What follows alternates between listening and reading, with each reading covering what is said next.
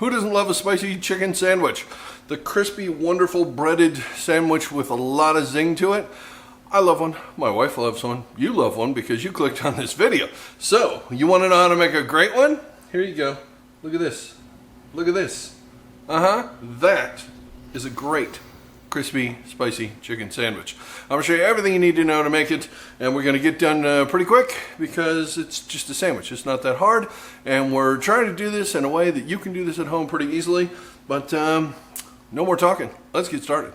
Since this is a crispy, spicy, chickeny sandwich, we're going to have to make the chicken crispy, obviously. And to do that, we're going to use a bit of buttermilk as our dredge with the flour and stuff, but we're going to add funness to the buttermilk because always add flavor to everything. Otherwise, it doesn't taste like anything. So, we have some buttermilk right here. We're going to pour this into our bowl. It's not going to take a ton because we don't have to soak it in it.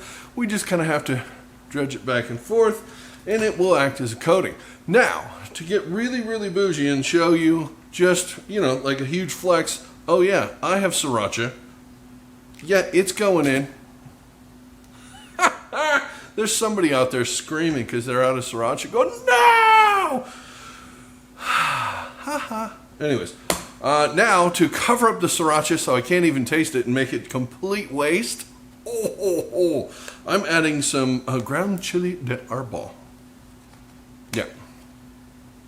This is, if you're not familiar with this is a fairly spicy thing. Yeah, that's the one that makes your mouth go numb. So that's fun. And to make it smoky, I have Chipotle powder. Again, you're not even going to know the Sriracha was even there. I did that just for fun, because I can.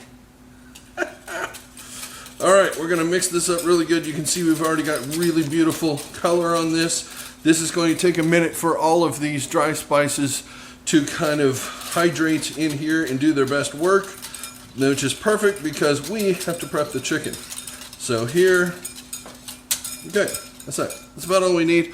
How much is that? I don't know. It depends on how many sandwiches you're making, the whole thing. A third of a cup of, half a cup of buttermilk, something like that, and just enough spice to make it spicy. This is going to hold a lot of the spices inside, but we're also going to do the flour as well, but we'll get to that in a second. Right now, we got to do the chicken. All right, so I have 2 pieces of chicken breast here that I've already cut up and prepared and washed, and they are ready to go more or less, except they're a little big, they're a little tough, and this is a sandwich that we want to be delicious, so we are going to pound these flat. Now I like to pound the meat side and leave the skin side intact. This is personal preference. To me that works better because then the skin side doesn't tear and get all destroyed. Just give this a quick pounding, and then we're going to put our buttermilk.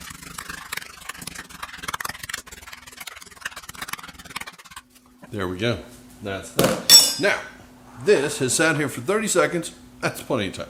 Actually, you really do want to let this sit for a couple of minutes, but for the purpose of the video, it'll be fine. You won't be able to taste the difference, I promise. You would if you did it this way and rushed it, but this isn't your problem now. Your problem is, we're on the clock, let's roll with the video. Come on.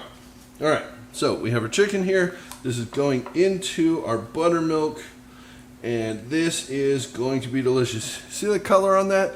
That is insane, and that is going to be amazing. Now, if we didn't smash this too good, I smashed it a little bit too good. What are you going to do? So one of these is going to be beautiful, one of them isn't. One of them is going to be for the video. Can you guess which one? Yep. And now for the other part of the crispy part of the breading on this is going to be some flour that we're going to dredge that chicken in. Chicken's just going to sit there as long as it needs to. If you want to do this an hour ahead of time, 2 hours ahead of time, that's fantastic. You could do it overnight, but you don't have to. Just give it as long as you can. But yeah, anywhere from 20 minutes to an hour is going to be perfect. We're going to work on this. I have a cup of all-purpose flour going in this. We are now going to add a bunch of spices to this because this is where the pain comes. Now, we got more chili de Arbol. How much? Half teaspoon? I have Chipotle, because consistent flavors. Half a teaspoon. Just some regular old paprika. This is going to kind of give it more of an earthy flavor. Half a teaspoon. Sense of theme here. Garlic powder. This really, really gives it that wonderful flavor. Half a teaspoon. Some onion powder. Can you guess how much? Quarter of a teaspoon. Kidding, it's half a teaspoon. There. It's easy to remember. Half of each. And salt. A lot of salt goes in this. I know. But we're making delicious food, not healthy food. We're deep frying this. Really, the salt is where you draw the line. But yeah, salt makes a huge difference right here. That is the difference between an and wow. Okay, so we are just going to mix this up like crazy. There is one other ingredient I have to put in this that I forgot. Of course, because it's me. Baking powder. I know this seems weird, but you want this to have a little bit of volume to it. You want this to have quite a bit of woof in there. This is going to do that. It will do that because that's how pancakes get fluffy. That will give us a fluffier crust on the end of this, the crispy bits. Now mix this up really, really good so that as you dredge this, you get an equal coating. We are going to need to put this on a plate as well. So let me grab that because it's not sitting here. I'm going to clear a few of these things off. I'll be back in 1 second. All right, folks. It is time to get messy. This is sat here for an hour. But it'll work just fine for this. Honestly, though, if you can give that an hour, throw that in the fridge, put some plastic wrap on the top, or put in a sealable container. If you can give it an hour, you are going to get a better sandwich. I promise you that, but by the magic of video or whatever, we're just going to move ahead. All right, so reaching in, getting messy, doing this the hard way. Now there is the double dip method. If you're doing certain things, that is fan-friggin-tastic. It is amazing. The double dip method doesn't really work great for a chicken sandwich because it's way too thick. So we're doing a single dip method. I've tried that. Oh, I've tried it. I love the double dip method on fried chicken, something like that. Oh, you can get some really beautiful texture and flavor on that. But on this, single is best, sadly. All right, this is done. That is beautiful. That is amazing. It's gorgeous. Now we just have the next one to do. All right, folks, I can tell you right now, that's going to be delicious. Thanks for watching, and I'll see you in the next video. I'm just kidding. We're going to go through the whole process, but I'm already guaranteeing, this Babe Ruth calling the shot. Okay,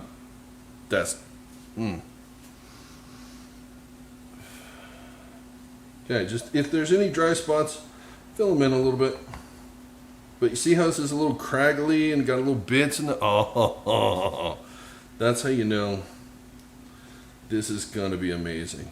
This will soak up a little bit of this flour as we go, and it will bind and become a thing. You want to actually let this sit for a second. You don't want to go straight into the oil with this because the buttermilk will start to soak up and the flour will go into it, and that'll make an even better crispy chicken sandwich. So give this 5 minutes and it will pay huge dividends. All right, so I'm going to do that, and then we go to the oil when we cook it. We're pan frying this. We're not deep frying it because most of you don't have a deep fryer. Why would you? Okay, 2 seconds. Frying this chicken up is really pretty easy. We've got a frying pan here with some vegetable oil in it. Canola, corn oil, something like that works great. Some with a high smoke point, but a very neutral flavor. We're just going to cook this about 3 minutes or so each side. If you get a little bubbly bits coming out, then that tells you it is exactly perfect. Flip this over, cook the other side. You got to keep the temperature low, between about 350, 375. Otherwise, the spices and the flour will burn, and that doesn't taste very good. So yeah, watch your temperature on this. Just pull this off, let it rest for a second, throw some cheese on it, and we're ready to make a sandwich. Fantastic. Moment of truth, everybody. Everything's cooked. Everything looks amazing. Little piece of the breading came off, tasted that. So good. All right, so we have our buns here. I've lightly toasted these. There should be a video playing here of toasting buns. Okay. This is our garlic aioli that we're putting down on this. Oh, I love this garlic aioli.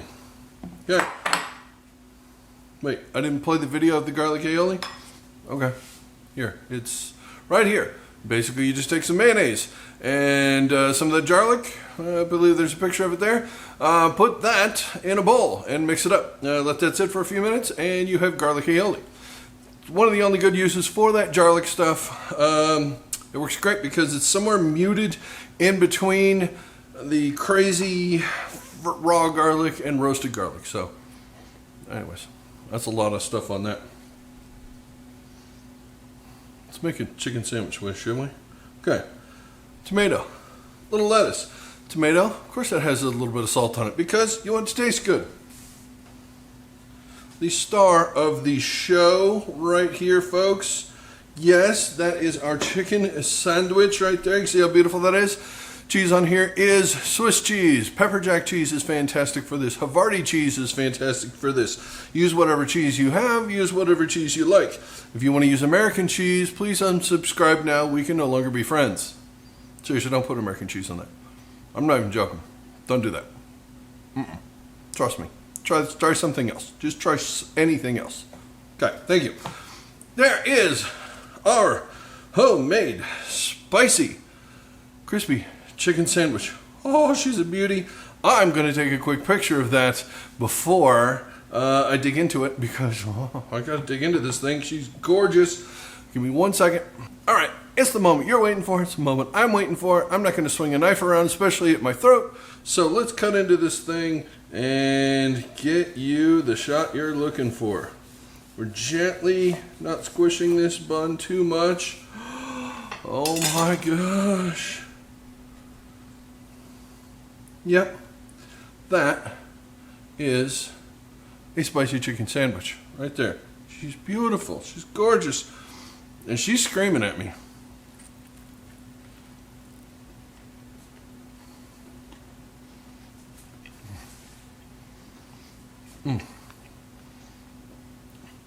The spice isn't too much. You can go crazy with the spice. It's there. It's dancing on the tongue. But this is one of those flavorful chicken sandwiches. You're not trying to kill anybody with this thing.